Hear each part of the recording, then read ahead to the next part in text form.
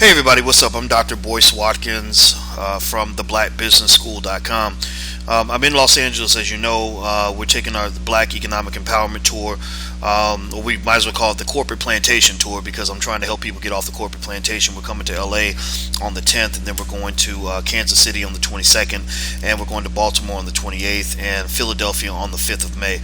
So anyway, you can buy tickets at the drboycewatkinstour.com. Now, what I want to talk to you about is this. This is something that actually came up in a 3-hour discussion today I had with an actor by the name of Daryl Bell.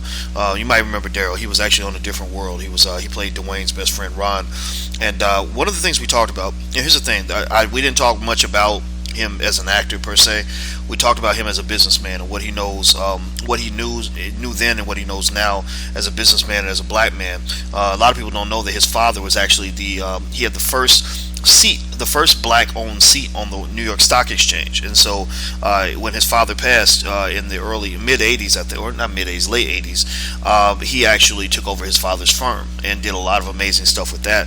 So anyway, we were talking as two businessmen, just kind of discussing, where wealth is built and what's going on with young black men, and how we can teach kids something different. And so we talked about our Black Millionaires of Tomorrow program that we have for kids, and which you can check out whenever you want to. But the interesting thing was that he brought up a good point when we were talking, and I agree. I've said this for a long time, and I want to re-articulate this because I think it's important for parents to know this. Stop using rappers and athletes as examples of wealthy black people. Whatever you have a dream, whatever your dream is, whatever your goal is, whatever it is you're trying to build or create, we need to think bigger. We need to stop looking at some rapper or some entertainer and thinking, okay, this is the best that we can be, this is the most that we can achieve. Because there are people that actually own those entertainers, right? There are people who sign checks for those entertainers.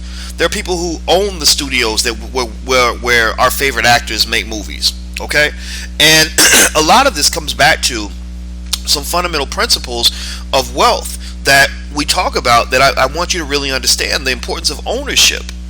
You see, it's hard to really make a lot of money working for somebody else.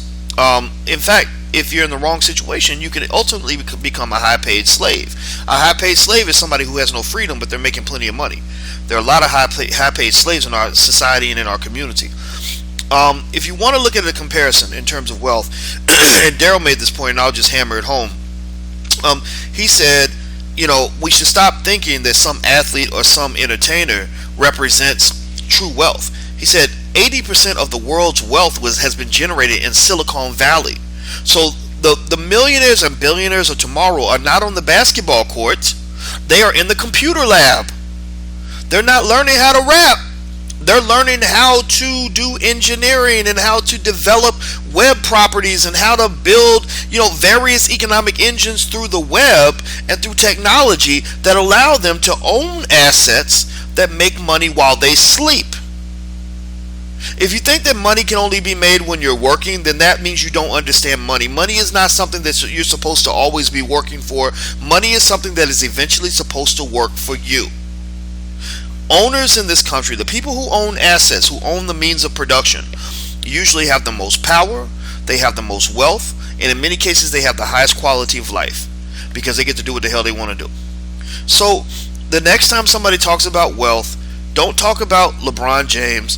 Talk about Mark Zuckerberg, who started Facebook while he was in college. Everybody else was at the club getting turned up on the weekends. Zuck was in the computer lab building this social media platform that nobody understood but him. Mark Zuckerberg makes more money in 3 or 4 days than LeBron James makes in an entire year. Do you understand this? He makes more money in a year than most of our celebrities will make in 50 lifetimes. So just understand that that's how you want to think. When you're dreaming, you got to dream at the highest level. Stop dreaming these mediocre dreams like, oh, I want to work for a wealthy white man who's going to pay me lots of money to entertain him. You ain't no king when you're doing all of that. You a servant. I mean, you really there for their entertainment. You're not here just for white people's entertainment. You're not here just to work for white people. You're here to actually own something. You got to build something, especially for the black man. Remember that for a black man to be a king, you got to learn how to build a castle, because ain't nobody else gonna bring you in that castle and make you the king, ever. So that's all I want to share with you guys. I think that's really important to understand. Daryl and I had a good 3-hour conversation. He's a great guy. We talked for the longest. This is my first time meeting him. Somebody told me I should talk to him because they said that he had a lot of interesting stuff to say. I don't normally like to get around and just talk celebrity stuff, and just silly, fluffy stuff. I like to meet people with depth, and he had tremendous depth. And I really enjoyed the conversation. So anyway, I just wanted to share that with you guys, and I just want you to just remember that. Like, let's get out of this small-minded thinking. Sometimes the biggest hurdle for us as a people is thinking small. You got to think big, and you got to be willing to work for that. You got to be serious about what you want too. Why is it that when I was in college studying 8 hours a day, everybody told me I was too serious? But these same Negroes will go out and get a job and work 8 hours a day. I'm like, well, I'm just starting early. I'm going to go ahead and work 8 hours a day in the classroom so I don't have to work 8 hours a day when I get into the real world. You spend a few years living like nobody else will so you can get the chance to live like nobody else can. But lo and behold, what happens is you always have somebody who looks at what you got later on when you've seen the results of all your hard work, and they say, oh, well, you lucky. Well, of course you can say that, Dr. Watkins. You got all this money and you got this and you got... I didn't always have all of that. I was grinding and sacrificing when everybody else was chilling. And it was very difficult that I couldn't find a lot of people when I was at University of Kentucky. I couldn't find a lot of people who understood that mindset, that grinder mindset.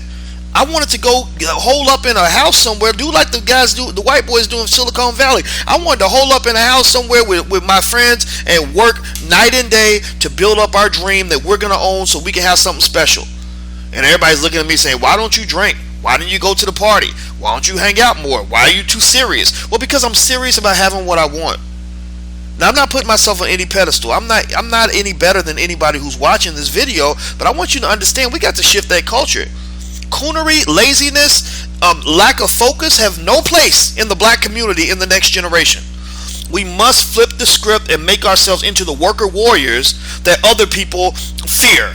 They see black people in the room, they say, oh my God, it's about to get intense up in here because these people are serious about what they want.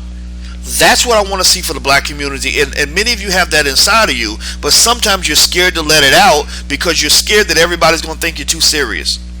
Well, understand this. The serious people get the spoils. The serious people get the gold. The serious people get on top. The serious people control their destiny. Everybody who's chilling, they feel like victims for the rest of their life because they don't understand that their life has become a cage that they spent years building with a lack of activity. That's it. Think big, go hard, give 100%. Don't give up on your dreams. You can do it. I'm about to get out of here. By the way, sign up at theblackbusinessschool.com. It's totally free. The classes are affordable. Also, we're on tour right now. Don't forget, Los Angeles, then Kansas City, then Baltimore, then Philadelphia, then New Orleans, then Houston, and then New York City. Go to thedrboycewatkinstour.com. That's thedrboycewatkinstour.com. I hope to meet you in person. Talk to you guys soon. Love you. Bye-bye.